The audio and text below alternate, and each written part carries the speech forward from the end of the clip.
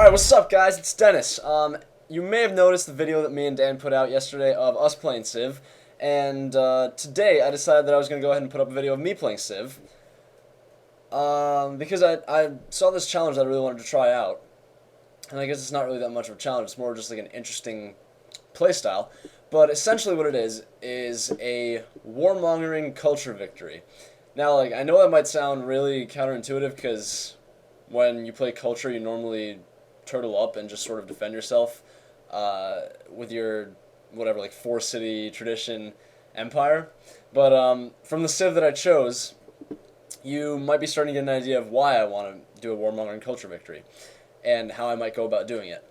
So, what I'm planning on doing here is playing as Montezuma, whose trait is that he gains culture from each unit that he kills. And the reason that I think I can pull this off is because when you warmonger and capture a city, you don't necessarily have to annex it. You can just puppet it, which doesn't actually increase your culture policy costs, which is really good. All it does is just increase your empire's output of, whatever, gold, science. The only problem, of course, being that you can't produce units in a puppeted city, and you can't buy units there. And as you can see, I'm playing on King. Normally I'll play on Emperor, but in this case I feel like I am, for one, playing on Pangea, which is generally agreed upon to increase the difficulty by a little bit of any game that you play on it. And for two, I'm playing as Monty, who is a clear, domination victory kind of guy. And his unique ability is probably meant more as a supplement to help you get through culture policies while you're warmongering, rather than as an engine of, culture accumulation with warmongering on the side. So if this turns out to be too easy, then I'll probably still continue the game anyways. Although if it just becomes like a walkover, I'm probably just gonna start like trolling around and nuking everyone or something like that if I really get that far ahead. But yeah, so I'm playing on King, just because this isn't necessarily the ideal playstyle for Monty, and I don't want to be walked over myself. Now, one thing I noticed off the bat is that I start off with a Jaguar instead of a Scout. Instead of a Warrior, which is interesting. I don't think they actually ignore terrain costs, but they definitely move through... Oh, goodness, they have double movement through Forest and Jungle, which means they don't get any penalties from it, which is really nice. Of course, I start off in the middle of a ton of marshes, which is going to cripple me at the beginning, but, whatever. In my multiplayer video with Dan, you might have noticed that I went for Monument Opener. That's because in multiplayer, I find that Scout openers don't make as much sense, given the fact that you've got, like, two players who are... That's a jungle. You've got... Basically, if you have 8 players in a multiplayer game, and you have 2 players per team, then what's going to end up happening is you're going to meet... Ooh, this is nice. Population ruin. What's going to end up happening is you are going to meet one player, and in doing so, you're just going to meet his ally, which means that from meeting one player, you've now essentially met 2 players. Now, that seems like a good thing, but the thing is, if you now sell an embassy to either of those 2 players to make 25 gold, you've also now sold it to both of those 2 players. Ooh, crap. Which means that you've missed out on a potential 25 gold. The same kind of goes for... I was going to say city-states, but I realize now that the same doesn't really go for city-states. And the other thing that helped me make my decision was the fact that... Ooh, Japan, crap. Was the fact that I get culture from every unit that I kill, which means that if I kill barbarians, I grab some extra culture along the way, which compensates for my lack of culture, my lack of early culture in the first 5 terms from a monument. And as you can see, I got probably, I think, a decent amount of culture from that. Probably like 7, maybe 8. Cahokia, Mercantile. It's going to be a very, very good city-state. You know, try and ally it early. Because once I'm out there with a sprawling puppet empire, I'm not going to be having too much fun with happiness. And one of the things, I guess I'm going to try to include some tips in this video. So one of the things that I noticed people not doing when I watched them play Civ, and I'm talking about just in my circle of friends and stuff, is trying to stand on hills when they scout. That's one of the most important things that you can possibly do, because, you know, if you stand on a hill, you've got... What just happened? Oh, okay, his borders grew. Wow, you suck, Japan. If you stand on a hill, then you've got a substantially higher view radius, and especially when you're exploring in a place that has a bunch of, you know, forests and jungles, that's going to help out a lot. It's going to help you see that barbarian encampment, or right there, that ruin, just that little bit faster, so you can get to it first, and not just go off in the opposite direction and miss it completely. Wow. This is kind of junk. I need to get that gems tile soon. Growing in 3 turns. Another thing that I noticed that not a lot of people know is right here. I really hope this recording is capturing my cursor. But right here, over where it says culture +1, just under it, it says 3 turns until border growth, which is really useful to look at when you're trying to figure out whether you want to buy a tile or just wait for your culture to get down to the tile. Barbarian encampment discovered. That's cool.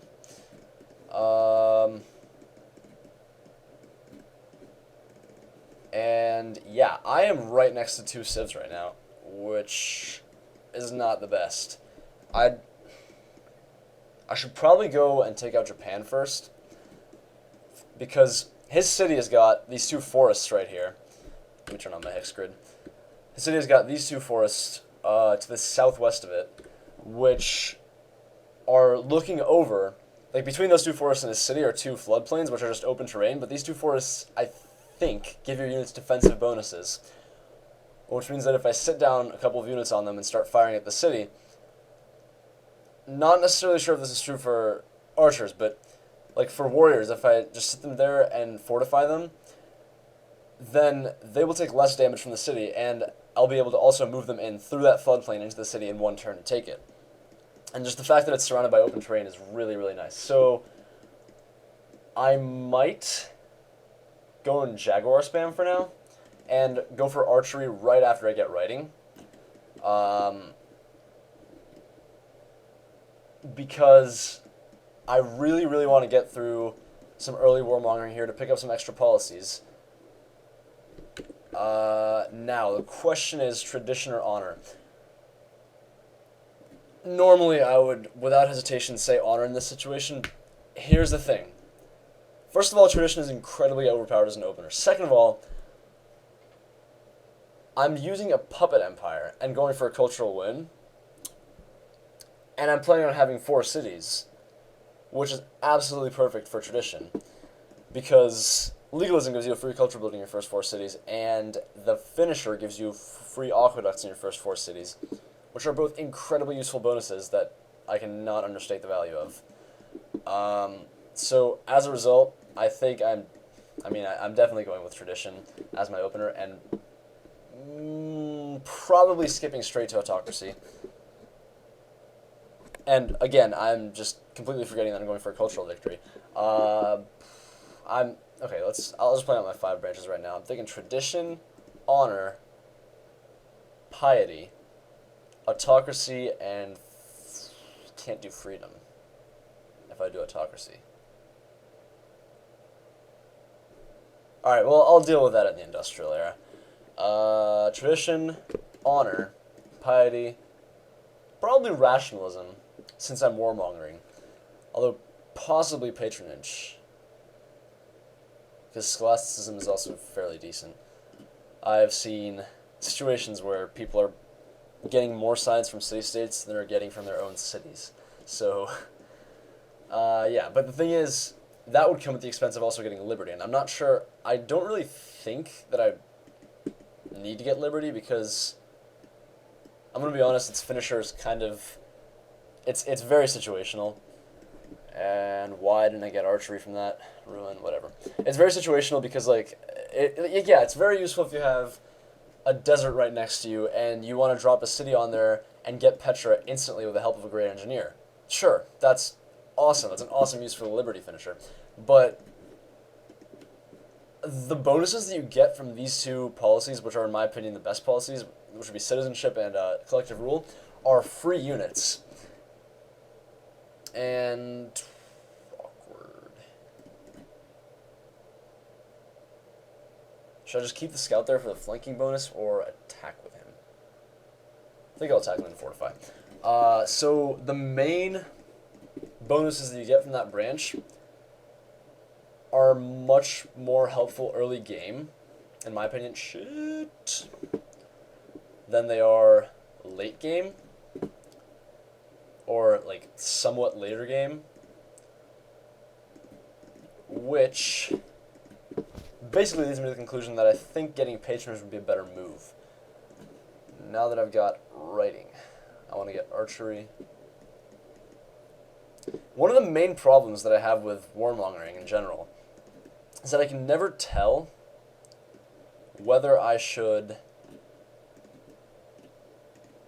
Can that warrior take out my scout? I don't think so. Is that I can never tell whether I should go more for tech or more for military.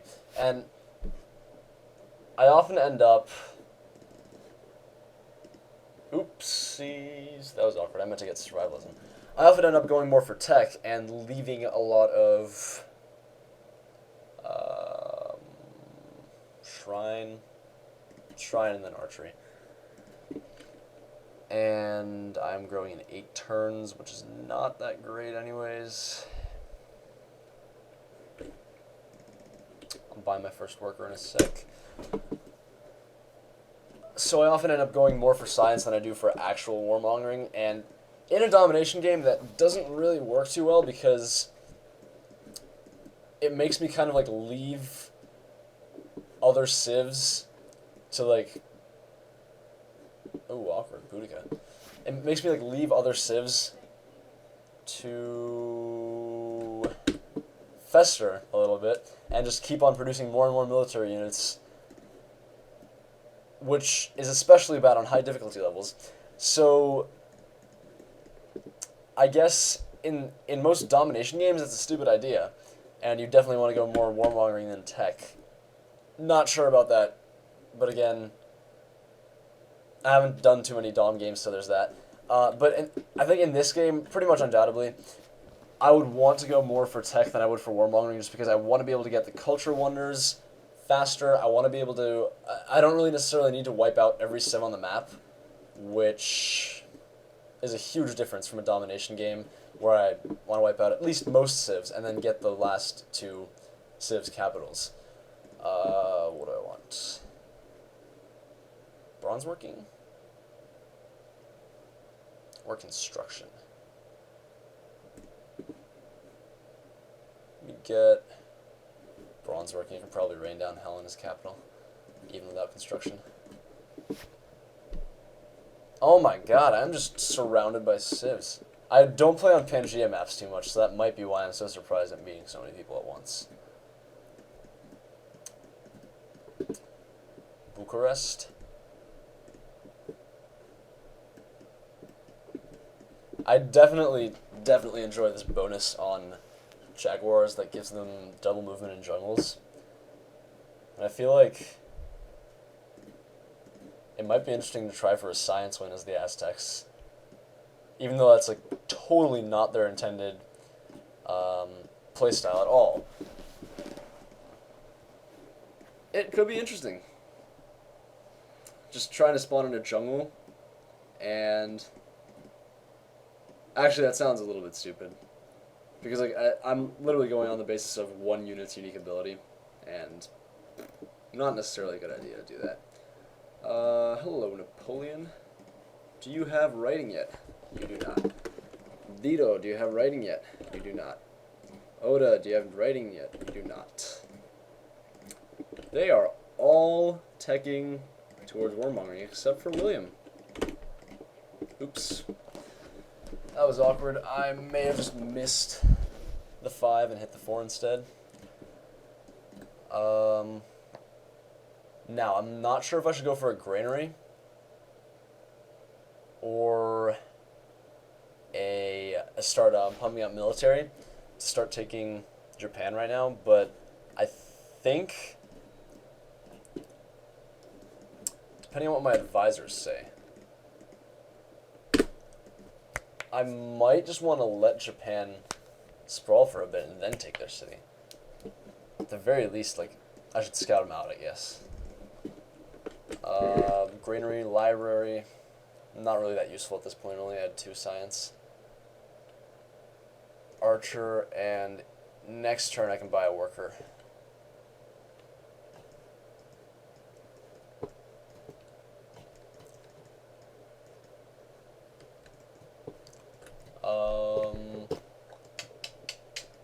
What else do I want to get? I'm not coastal, so I don't need sailing. Ironworking would be an interesting thing to get. If I don't manage to take Oda pretty quickly, then I'll probably want to get ironworking to try and settle in any spots that have iron before he can, so that he can't get samurai.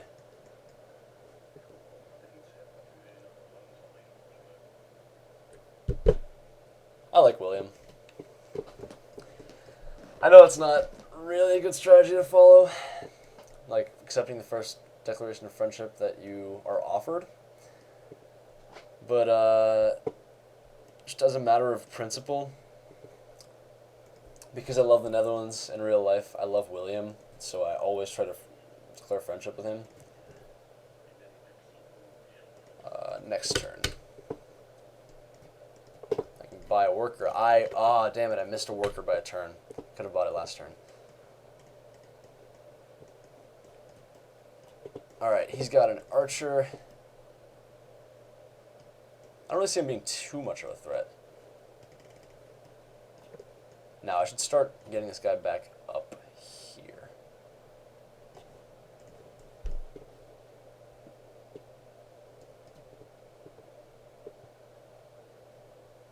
I'm not really sure if this is the right strategy to be using in a warmonger game, but definitely going to go for it nonetheless.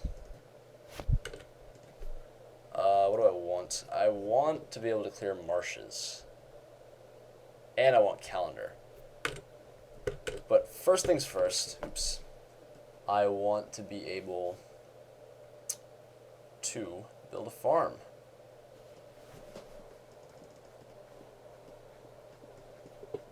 Oh my goodness. In the middle of a bunch of jungles, it's got cattle.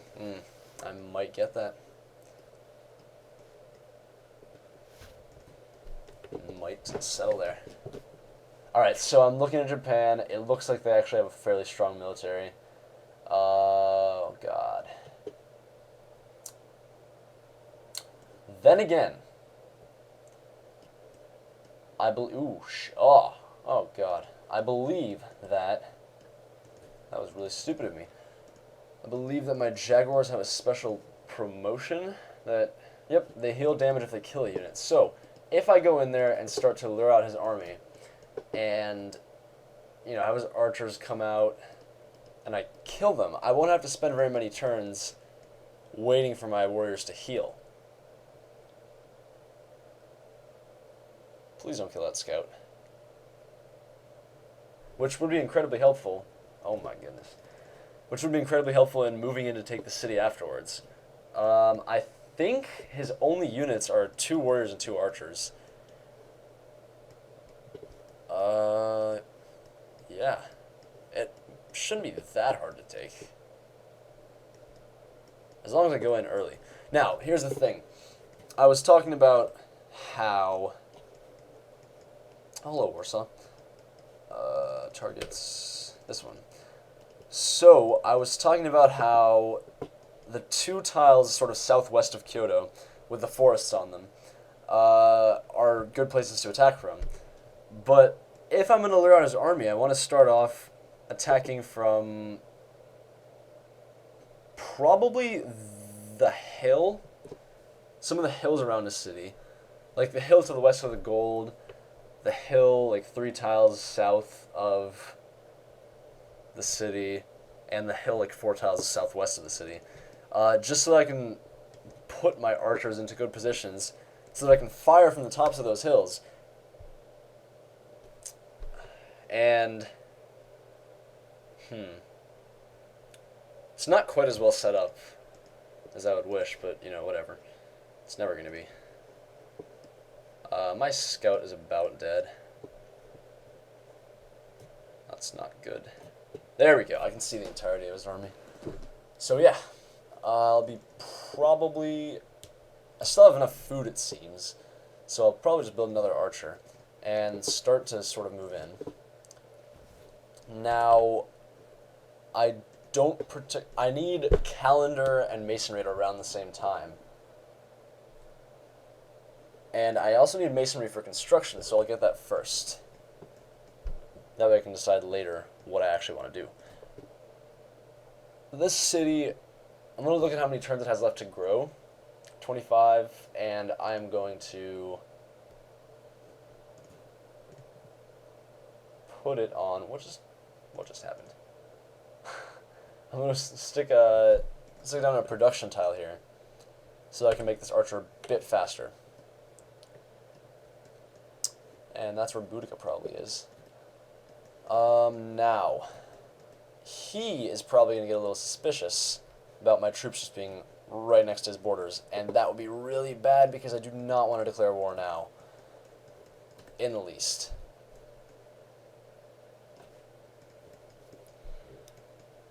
So, yeah, Amsterdam would also probably be easy to take if I chose to take it.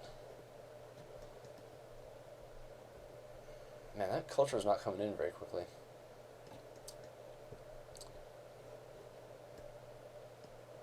Ah, there we go. Where is Boudica settled? I'm really confused. Maybe she's like southwest of the Netherlands, because I haven't explored there at all. Cahokia desires salt. Oh, there's a barbarian encampment there. I'll kill it for the culture.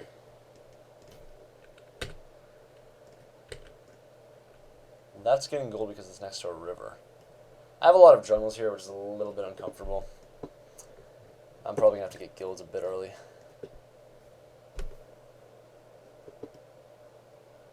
Now, will this give me influence with Prague if I kill this barbarian? It gave me absolutely nothing. That's good. Oh, God. Hopefully they don't spawn another one there, because I just want to heal my scout up. And I get a policy. I'll leave that barbarian encampment. There we go. Grabbing a bit more gold. Now, do you guys have the tech for embassies? You, wow, are really poor. You don't even have the tech for an embassy yet? Neither do you. I believe... Oh, okay. And I've already sold one to William, if I'm correct. Yep. Chill out, Scout. Actually, that Scout's a little bit useless right now. Just delete him. Oh my God.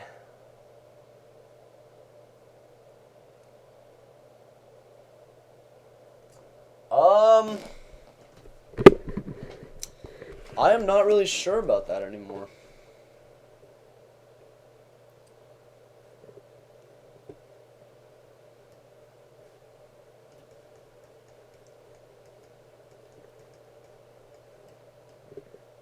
Crap.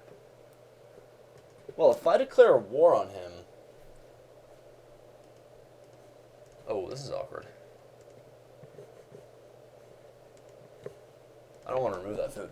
Anyways, if I declare war on him, then 11 plus 3 would be... I mean... no. Sorry.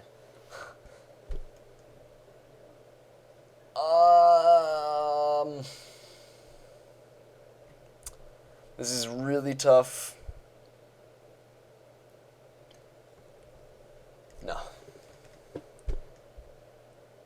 I declare war on him and try to lure his units out somewhere near my territory, then I might have a chance at getting rid of him.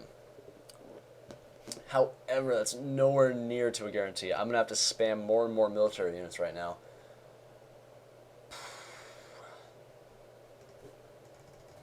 Because, wow, he has a lot. Oh, if it gives me +3 production, I mean, 3 gold, 3 production would be an insane tile. So, yeah.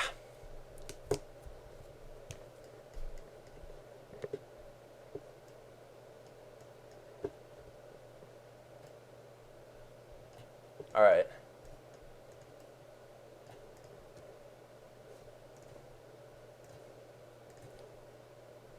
Let's see. Denounce.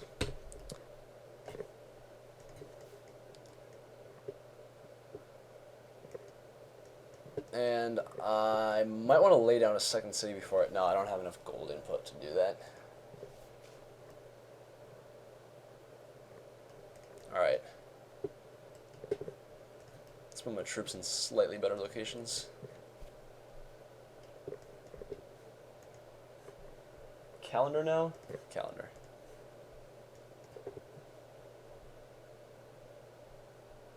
And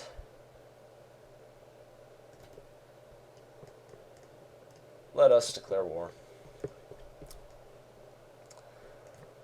I don't care how dumb a move that was. The point of this game is warmongering, and I'm gonna warmonger.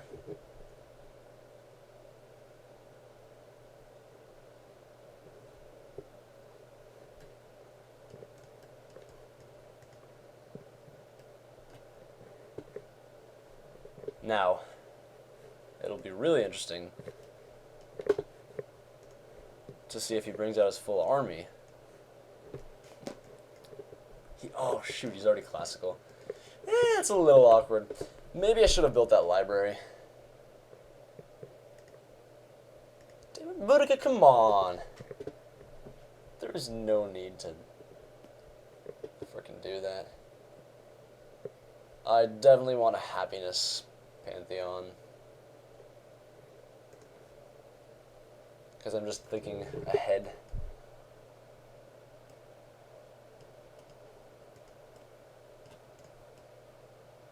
Ouch.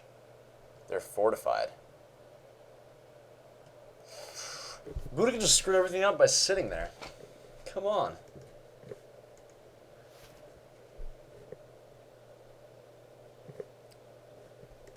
Alright, they can get another turn on that. Napoleon's gone classical too. Ugh. Come on, Japan, don't move out.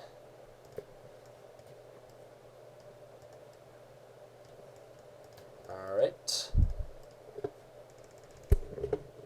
Let us now build a granary. And grab some extra food, just so I can keep things moving.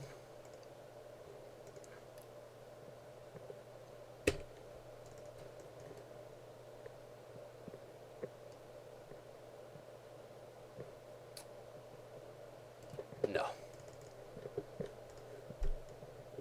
Oh, shoot! I should have just gone in while I had the chance. Now he's going to heal. Ugh. The only problem would have been, of course, that Japan has the unique ability of Bushido, which means that their units fight at full strength, even when they're not at full hit points. Ah, crap, crap, crap! That archer is about dead. He has some smart positioning there. I gotta give that to him.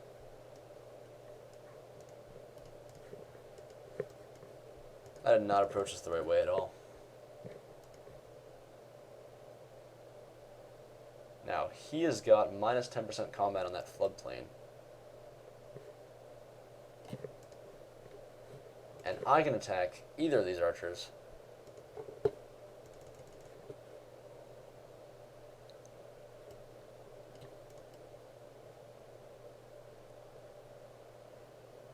If he has an archer hiding on that forest, then he's going to be able to move it out and attack my jaguar. If he has an archer hiding in his city, he's going to be able to move it out and attack my jaguar. My archer, I don't want to leave him there alone, but I think I'll leave him like that. Alright, good. They only got my one archer. Yeah, William, would you like to declare a war on Japan? No, okay.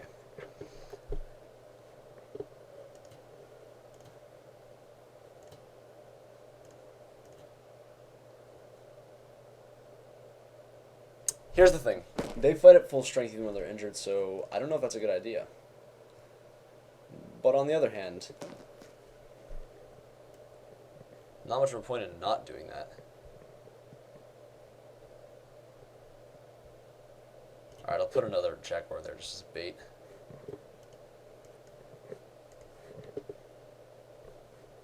Why does it want me to get sailing? I don't have a single coastal city.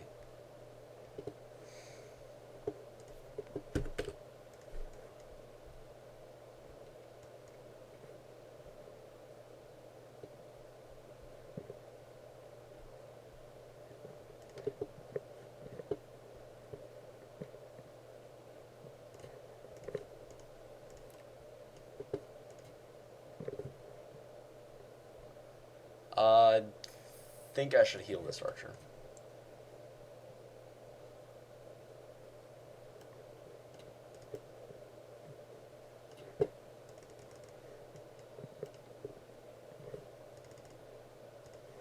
Alright. Now, are they still stronger than us? Okay, they threaten our very existence. Ain't that great. I don't really care.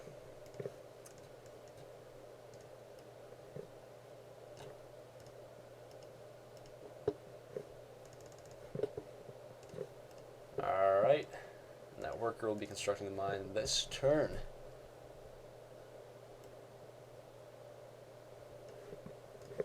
Fortify that guy for one turn. He can do nothing. William, I was gonna move on to that hill, bro. Come on.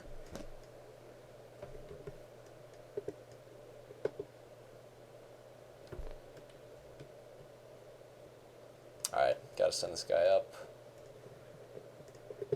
There's no one that I can afford to leave behind.